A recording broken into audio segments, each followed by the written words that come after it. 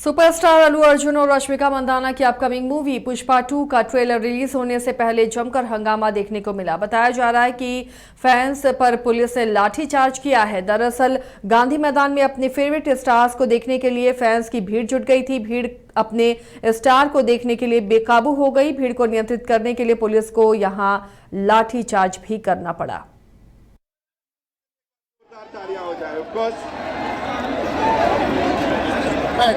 Of course Neetu जी, जल्दी से अगर मैं आपसे कहूं क्या बोलना चाहेंगी? इतना बड़ा कार्यक्रम हो रहा है, सारे दिग्गज यहां पहुंच चुके हैं और आप शुरुआत कर रही हैं। सबसे पहले तो अपने सारे बिहार रश्मिका जी से हाय टू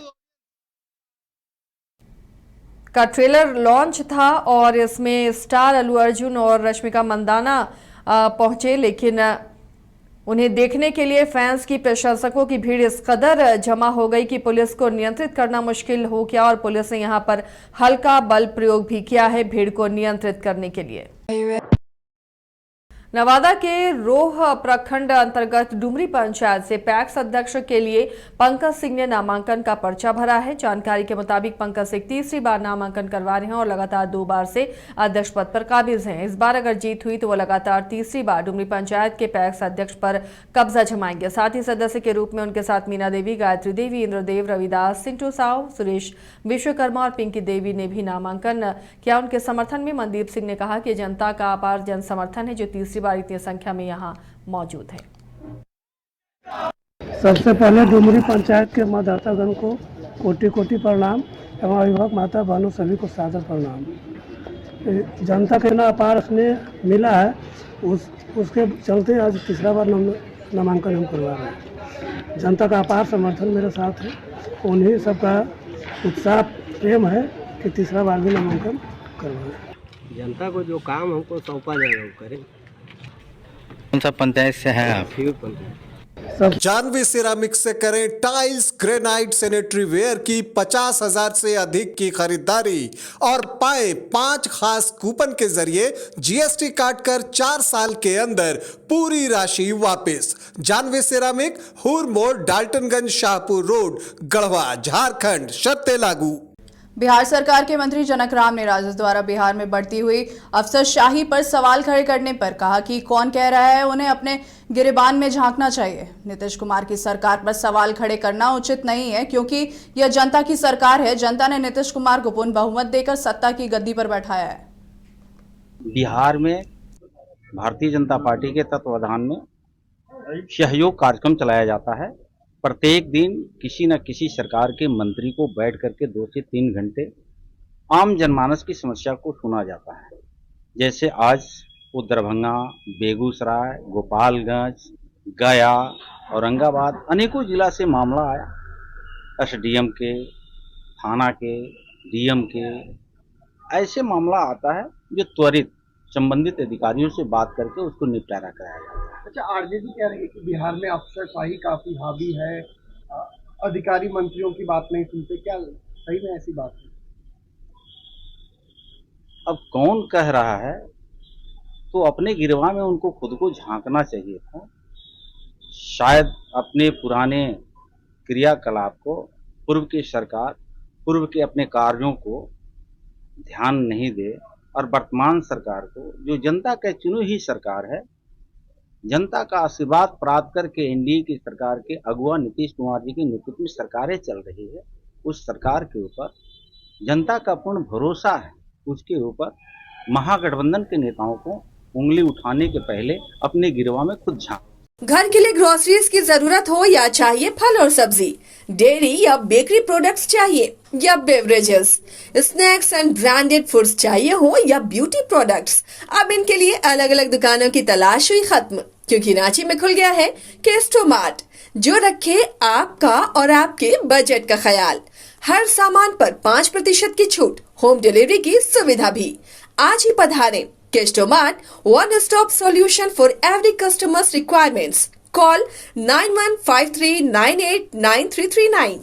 बिहार सरकार के समाज कल्याण मंत्री मदन सहनी इन दिनों अपने अपने विभाग के अपर मुख्य सचिव की मनमानी से काफी परेशान दिख रहे हैं, जिसकी वजह से मंत्री मदन सहनी ने पटना स्थित अपने सरकारी कार्यालय में आना जाना छोड़ दिया। साथ ही साथ वह अपना सरकारी आवास छोड़कर दरभंगा अपने पैतृक गांव से ही सारा काम देख रहे हैं। अब हमने ऑफ रिकॉर्ड मदन सहनी से बात की गई तो उन्होंने बताया, साफ तौर पर कहा कि उनके पास उनके मंत्रालय के अपर मुख्य सचिव कोई फाइल नहीं भेजती, इसीलिए जब उनके पास अब कोई काम ही नहीं है तो वहां पटना स्थित सरकारी कार्यालय जाकर या फिर पटना स्थित सरकारी आवास में रहकर क्या करेंगे, जिसे लेकर अब जमकर राजनीति हो रही है। देखिए, माननीय मंत्री मदन सहनी जी अपनी बातें आदरणीय मुख्यमंत्री से रखते तो ज्यादा अच्छा होता। हो सकता है कि किसी व्यक्तिगत कारणों से उनका अपने सेक्रेटरी से नहीं बन रहा हो, कहीं कहीं कोई बातों पर मतभेद होता है, तो निश्चित रूप से उसका निराकरण आदरणीय मुख्यमंत्री जी ही करते हैं और आदरणीय मुख्यमंत्री जी से अपनी बात उनको रखनी चाहिए। पहले भी इस तरह की बात वो कर चुके हैं, पहले भी उन्होंने इस्तीफे का पेशकश किया था तो आदरणीय मुख्यमंत्री ने समाधान निकाला था। तो निश्चित रूप से ऐसी कोई समस्या नहीं है। पूरे राज्य में सभी मंत्रियों से, सभी सचिवों का बहुत अच्छा संबंध है और उनके विभाग में हम समझते हैं कि अच्छा संबंध होना चाहिए, क्योंकि ऐसी कोई बात नहीं है जिससे दोनों में टकराव हो। तो निश्चित रूप से उनको अपनी बात माननीय मुख्यमंत्री के सामने रखना चाहिएगा, उसका निराकरण जरूर निकले। बिहार की सरकार कैसे चल रही है वो अब नीतीश जी और बीजेपी के भरोसे नहीं बल्कि राम भरोसे चल रही है, उसको देखने वाला कोई नहीं है। बताइए ना, ये मंत्री इस तरह का कहना कि मैं असहाय हूँ,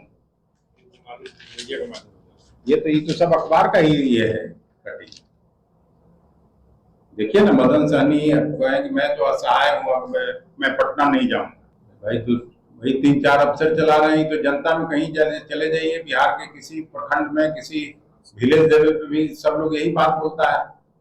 या मुख्यमंत्री जी के सहारे तो चल नहीं रहा है, 3-4 अफसर शायद चलाते हैं बिहार सरकार। अगर समाज कल्याण विभाग के संचिका को जो अपर मुख्य सचिव को भेजना है मंत्री परिषद के, अगर वह नहीं भेज करके सीधा मुख्य सचिव को भेजते हैं तो माननीय मंत्री को सीधे मुख्य सचिव को आपत्ति व्यक्त करना चाहिए कि माननीय मुख्यमंत्री जी को जानकारी जो ही मिली होगी तो दोनों पक्ष को तलब जरूर किया होगा फोन के माध्यम से और सही जानकारी ली गई होगी और सही जानकारी के संबंध में मुख्यमंत्री सचिवालय ने इन लोगों को निर्देश भी दिया। इसमें बिहार के भीतर जो सरकार जो चल रही है, इसमें मुख्यमंत्री अधिकारियों के जरिए सभी मंत्रियों को अपमानित करने का काम करते रहे हैं। पहले भी मैंने बयान दिया था जब मैं मंत्री था, जब इस्तीफा दिया था, कि बिहार में मंत्रियों की हैसियत चपरासी से भी खराब हालत में है, इनको निर्णय लेने का अधिकार नहीं है। यह बात सत्यापित हुआ मदन सहनी के बयान से। इसके पहले भी कई मंत्रियों ने, चंद्रशेखर जी ने भी बताया था, जो हम लोग संयुक्त रूप से सरकार चला रहे थे, कई मंत्रियों ने इस बात को स्वीकार किया। ऑफ द रिकॉर्ड तो आपको 99% लोग स्वीकार करते हैं, ऑन कैमरा कुछ लोग स्वीकार करते हैं, क्योंकि उनमें नैतिक बल इतना नहीं है कि इस्तीफा देकर जनता में जाएं। सुधाकर सिंह सभी लोग नहीं हैं कि सरकार की खामियों को उजागर करके इस्तीफा। नालंदा जिले के राजगीर स्थित नालंदा यूनिवर्सिटी में आयोजित ज्ञान कुंभ समारोह का भव्य उद्घाटन राज्यपाल राजेंद्र विश्वनाथ आलेरकर और डिप्टी सीएम सम्राट चौधरी ने किया। शिक्षा उत्थान न्यास द्वारा आयोजित इस कार्यक्रम का मुख्य उद्देश्य भारत को वैश्विक स्तर पर शिक्षा और विकास के क्षेत्र में आगे बढ़ाना है।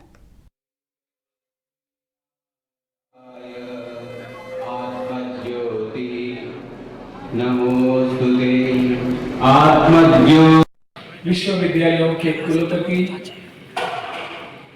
सभागार में बैठे राष्ट्रीय स्वयंसेवक संघ के क्षेत्र के कार्यवाह आदरणीय मोहन जी, अन्य सभी उपस्थित बहनों और भाइयों, इतने सब उद्बोधन के बाद मेरे पास कुछ बचा नहीं है। केवल कहने के लिए नहीं कहता हूँ, सचमुच में कुछ बचा नहीं है। आपने इतने सभी उद्बोधन सुने, विविध विषयों को स्पर्श करने वाले उद्बोधन थे, और जिस विषय को लेकर आप सभी यहाँ विमर्श करने के लिए बैठे हैं आज, कल और कल, इस देश में, इस देश की परंपरा और इस देश को आगे बढ़ाने के लिए अपनी भाषा के साथ हम कैसे खड़ा हो और दुनिया के मानचित्र पर खड़ा हो। हम भारत को ग्रेट कहते रहे, इंडिया इज ग्रेट, लेकिन क्यों थे? क्या हमारी परंपरा थी? दुनिया में हमारे इस परंपरा की चर्चा, लार्जेस्ट पॉपुलेशन वाला कंट्री, दुनिया में सबसे अधिक आबादी वाला देश हम हमारा, और आजादी के समय हमारे पास 567 रियासत हुआ करता था। तो विभिन्न राज्यों को जोड़कर एक अखंड भारत का सपना देखा गया। आप सोचिए, आज से 2500 वर्ष पहले क्या गौरवशाली इतिहास। 5 राज्य, 61 शहर, 150 प्रोजेक्ट और एक वास्तु विहार। नई सोच, नया घर। बनाए रखिए अपना प्यार, सेवा में है वास्तु विहार।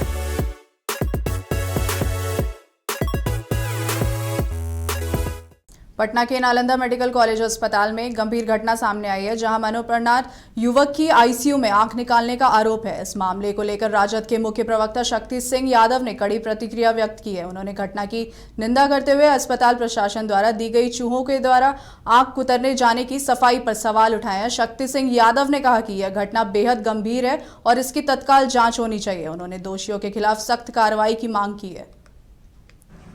पटना एनएमसीएच प्रशासन की करतूत ने शर्मसार किया है बिहार। मानव अंगों की तस्करी के सबूत आए हैं सामने। आंख निकाल ली गई है एक मृत युवक, और प्रशासन क्या कर रहा है अस्पताल का कि चूहा कुतर दिया। हमने टीम गठित कर दी है। अरे भैया, आईसीयू से कैसे आपको चूहा कुतर देगा भाई? बिहार में कभी शराब पी जाता है चूहा, कभी बांध काट देता है चूहा। ये क्या हो रहा है बिहार में भाई? शासक का चेत उनको पता ही नहीं है। अरे हमारे हिलसा कि हुड़ारी गांव का, नालंदा का युवक जो गोली के शिकार हुआ था, मृत होने का उसके आंखें निकाल ली गई और प्रशासन दलील दे रहा है इस तरह का। इस पूरे मामले पर हमने अपर मुख्य सचिव से ही बात की थी कि इसे गंभीरता से लेने की जरूरत है और ये शर्मसार करने वाला मामला है। ये कौन लोग है भाई?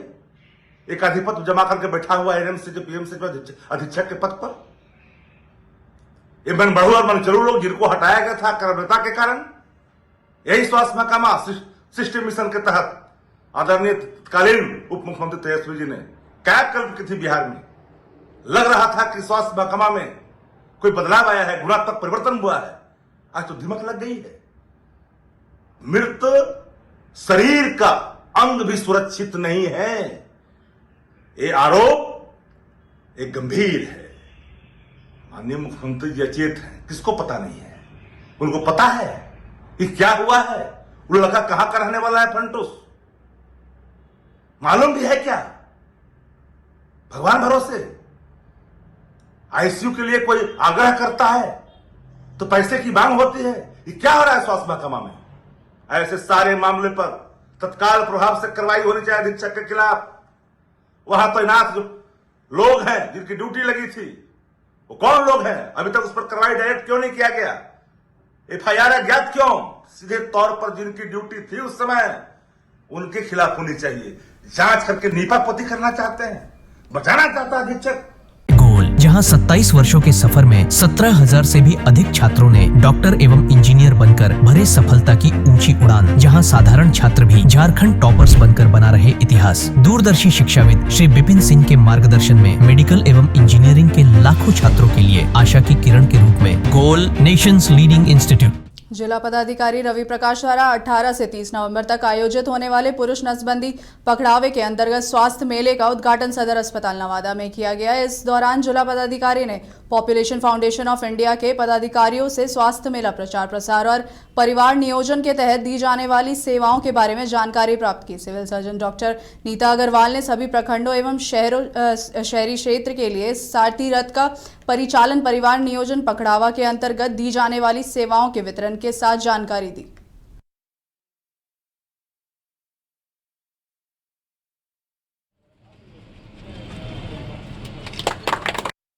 आज यहाँ पर ज़िले में पल्स पोलियो के टीकाकरण के इस वर्ष के अभियान की शुरुआत की गई है, जिसके तहत 5 वर्ष तक के सभी बच्चों को पोलियो की 2 बूंद की खुराक दी जानी है, ताकि जिस महामारी से हम लोगों ने निजात पाया है वो आगे भी हम लोग उससे स्वतंत्र हैं, उससे बचे हुए रहें। साथ में ही परिवार नियोजन कैंप का भी शुरुआत किया गया है ताकि जो ओवरऑल हम लोग का TFR है उसको नियंत्रण किया जा सके और इसमें सभी लोगों की काउंसलिंग की जाएगी, उनको कॉन्ट्रासेप्टिव्स इत्यादि उपलब्ध कराया जा रहा है। आज यहाँ पर ज़िले में पल्स पोलियो के टीकाकरण के इस वर्ष के अभियान की शुरुआत की गई है, जिसके तहत 5 वर्ष तक के सभी बच्चों को पोलियो की 2 बूंद की खुराक दी जानी है ताकि जिस महामारी से हम लोगों ने निजात पाया है वो आगे भी हम लोग उससे स्वतंत्र हैं, उससे बचे हुए रहें। साथ में ही परिवार नियोजन कैंप का भी शुरुआत किया गया है ताकि जो ओवरऑल हम लोग जानवी सिरामिक्स से करें टाइल्स, ग्रेनाइट, सैनिटरी वेयर की 50,000 से अधिक की खरीदारी और पाएं 5 खास कूपन के जरिए GST काटकर 4 साल के अंदर पूरी राशि वापस। जानवी सिरामिक, हुर मोड़, डाल्टनगंज, शाहपुर रोड, गढ़वा, झारखंड। शर्तें लागू।